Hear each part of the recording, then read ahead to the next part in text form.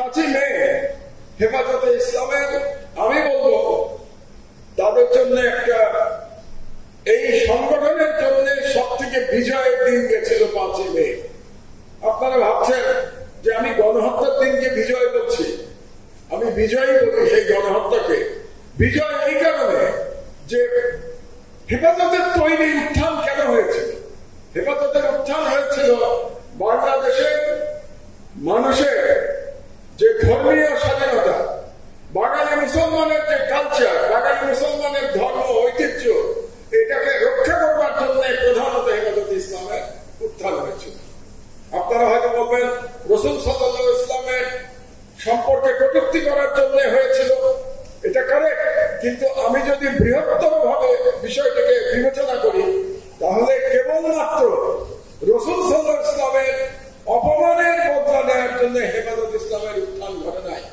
হেফাজতের ইসলামের উত্থান আমাদের কালচারাল ফাইটে, সাংস্কৃতিক লড়াইয়ে একটা মোড় ঘুরিয়ে দেওয়ার ঘটনা ছিল হেফাজত ইসলামের উত্থান। হেফাজতে ইসলামের উত্থান যদি না হতো, তাহলে আজকে বাংলাদেশে আমরা সাংস্কৃতিক ভাবে পরাজিত হতাম। আজকে শাহবাগের গণজাগরণ মঞ্চের বয়ান এই দেশে চলত।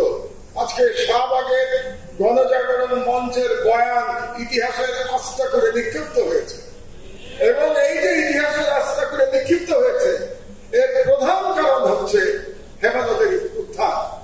যেহেতু সেই উত্থানের সাথে সেদিন আমি জড়িত ছিলাম, আমি এখনো বলি সেই দিন হেফাজত যদি রুখে না দাঁড়াতো, বাংলাদেশের লক্ষ লক্ষ মাদ্রাসার শিক্ষক, ছাত্র, আলেম, ওলামারা যদি রুখে না দাঁড়াতেন, আমার মনে হয় আজকে আমরা স্বাধীনতা পুনরুদ্ধার করতে পারতাম না।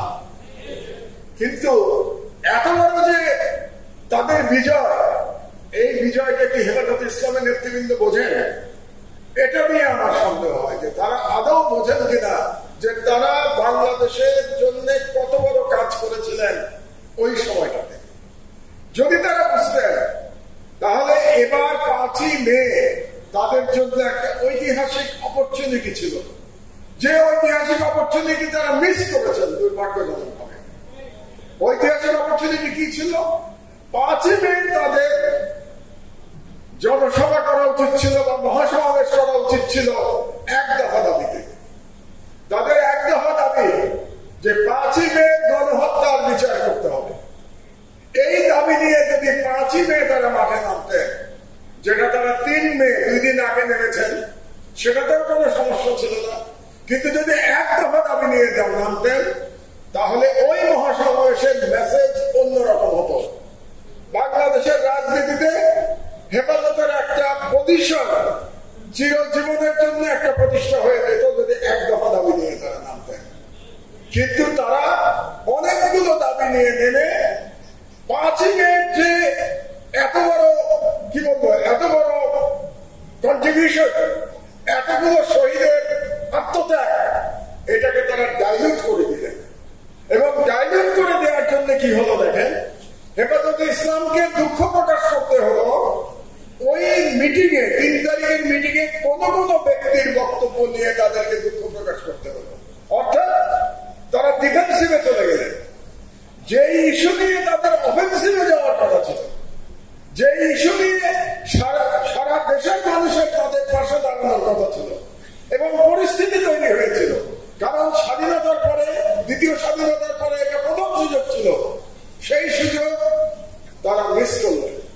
এভাবে মুসলমানরা বারে বারে মিস করছে সুযোগ, এবং এই মিস করবার কারণে আজকে সারা বিশ্বে মুসলমান অত্যাচারিত হচ্ছে। সারা বিশ্বে মুসলমানদের উপরে পাকিস্তানে আপনি দেখেন কোথায় অ্যাটাক করলো ইন্ডিয়া, মসজিদের উপরে। আরে তোমার যদি এত সাহসী থাকবে, যুদ্ধ করতে চাও, তাহলে তুমি পাকিস্তানের ক্যান্টনমেন্টে অ্যাটাক করবে। যুদ্ধ হবে সেনাবাহিনীর সাথে সেনাবাহিনী, তুমি পাকিস্তান সেনাবাহিনীকে আক্রমণ করবে। কিন্তু তুমি আক্রমণ করলে পাকিস্তানের একজন মসজিদ, এবং সেখানে শিশু নারী সহ তারা শহীদ হয়ে গেল। এর কারণটা হচ্ছে আমাদের ইসলামে, আমাদের মধ্যে অনেকের মধ্যে ইসলামে যে রাজনীতি আছে এটাই তারা বুঝতে পারছেন না। ইসলামের রাজনীতিটা কি আমি যেটা বুঝি, ইসলামের রাজনীতি হচ্ছে জুলুমের বিরুদ্ধে প্রতিবাদ জানানো।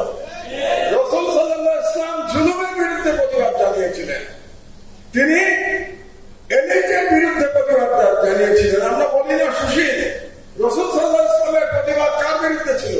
কুরাইশদের বিরুদ্ধে ছিল। কুরাইশরা সেই সময় এলিট অফ মক্কা, তাদের বিরুদ্ধে দাঁড়িয়েছিলেন গণমানুষের বক্তব্য নিয়ে, তাদের বিরুদ্ধে দাঁড়িয়েছিলেন, তিনি সামনের বক্তব্য দিয়ে দাঁড়িয়েছিলেন। তার মানে ইসলামের প্রধান রাজনীতি হলো, আমার বিবেচনা, আপনারা আমার সাথে দ্বিমত করতে পারেন, প্রধান রাজনীতি ইসলামের হলো জালিমের বিরুদ্ধে দাঁড়ানো, জুলুমের বিরুদ্ধে দাঁড়ানো। তো সেই রাজনীতি ধারণ করে এবছর 5ই মে যদি হেফাজত মহাসমাবেশ করত, আমি আপনাদেরকে বলতে পারি, এবং তারা যদি সবাইকে ডাক দিত, শুধুমাত্র আলেম ওলামা না করে, তাহলে আপনারা মার্চ ফর গাজার দিন যেরকম অবস্থা ঢাকার দেখেছিলেন, তার থেকে সাকসেসফুল প্রোগ্রাম তারা করতে পারত। কিন্তু তারা করতে পারে না, তারা বুঝতে পারে না। সুতরাং আমরা কতবার ভুল করবো? এখন তাদেরকে ইসলামিস্ট বলাটা খুব সহজ হয়ে গেছে, এক্সট্রিমিস্ট বলা খুব সহজ হয়ে গেছে, নারী বিদ্বেষী বলা খুব সহজ হয়ে গেছে। অর্থাৎ তাদেরকে এখন ডিফেন্ড করতে হচ্ছে, তাদেরকে বলতে হচ্ছে না আমি এক্সট্রিমিস্ট না, আমি নারী বিদ্বেষী না। আপনি যে মুহূর্তে ডিফেন্সিভে যাবেন, সেই মুহূর্তে রাজনৈতিক ভাবে আপনি পরাজিত হয়েছে। কাজেই আমি বলবো, আপনারা আল্লাহর রাস্তে আপনারা একটু বৃহত্তম চিত্রটা দেখার চেষ্টা করুন। এই ক্ষুদ্র ক্ষুদ্র দাবিকে সীমাবদ্ধ না থেকে বৃহত্তর যে লড়াই, ইসলামের সাম্য প্রতিষ্ঠার যে লড়াই, সেই দিকে থাকার চেষ্টা করেন। নারীবাদীদের তো অনেক কথাই বলা যায়, একটি কথা বলাই যথেষ্ট। সেটা কি জানেন? আপনারা কি ভুলে গেছেন যে বাংলাদেশে যিনি 15 বছর ধরে ফ্যাসিজম কায়েম করেছিলেন, তিনি একজন নারী ছিলেন, তাই না? নারী ছিলেন তিনি। কাজে এই বিষয়টা মনে হয় যেন আমাদের কারো মাথার মধ্যে নাই যে ফ্যাসিজম কে কায়েম করেছিল বাংলাদেশ। যাই হোক, ওই বিষয়টা আমার আজকের বক্তৃতার বিষয় নয়। আমার বক্তৃতার বিষয় হচ্ছে এই প্রত্যেকটা গণহত্যার বিচার হতে হবে। আজকে এখানে জামাত ইসলামের একজন তরুণ কিন্তু ইনফ্লুয়েন্সিয়াল নেতা উপস্থিত আছেন, হেফাজত ইসলামের খুবই ইনফ্লুয়েন্সিয়াল নেতা উপস্থিত আছেন, যিনি আমার সঙ্গে 2013 সালে এই হেফাজত ইসলামের উত্থানে একসাথে কাজ করেছেন, তিনি আজ উপস্থিত আছেন। তাদের সবাইকে আমি বলবো, আপনারা আর সময় নষ্ট করবেন না। আপনারা প্রত্যেকটি গণহত্যার দাবি নিয়ে যৌথভাবে কিংবা আলাদাভাবে, যেটা আপনারা ভালো মনে করেন, মাঠে নামেন। আপনাদের হাতে সময় কিন্তু মাত্র 1 বছর। 1 বছরের মধ্যে একটা রাজনৈতিক সরকার ক্ষমতায় আসবে। সেই রাজনৈতিক সরকার কে হবে, কারা হবে আমরা জানি না, এবং সেই রাজনৈতিক সরকারকে ইসলামের পক্ষে থাকবে নাকি ভারতের দাবিদারি করবে আমরা তাও জানি না। কিন্তু এই 1 বছর জনতার একটা অধিকার আছে। এই 1 বছর বাংলাদেশের জনগণ বলবে যে এই সরকার আমাদের রক্তের বিনিময়ে প্রতিষ্ঠা হয়েছে, কাজে এই সরকারের উপরে আমাদের অধিকার আছে, রক্তের অধিকার আছে। কাজে এই 1 বছরের মধ্যেই কিন্তু এই গণহত্যাগুলো বিচার অন্তত শুরু হতে হবে। দুর্ভাগ্যবশত সেই বিচার এখনো আপনারা শুরু করতে পারেন নাই। কাজে আমার সর্বশেষ আহ্বান থাকবে আপনাদের প্রতি, আপনারা হেফাজত ভালো করেছে যে তারা একটা তালিকা দিয়েছেন, তাদের কাছে আপাতত তালিকা গত 93 জনের বোধহয় তালিকা দিয়েছেন। এই 93 জনের যারা আপত্তি ব্যক্তি, তাদের ফ্যামিলি এবং হেফাজতের পক্ষ থেকে ইমিডিয়েটলি মামলা করা উচিত।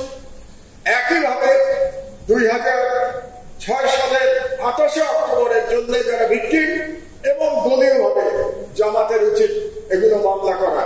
একই সিলসিলার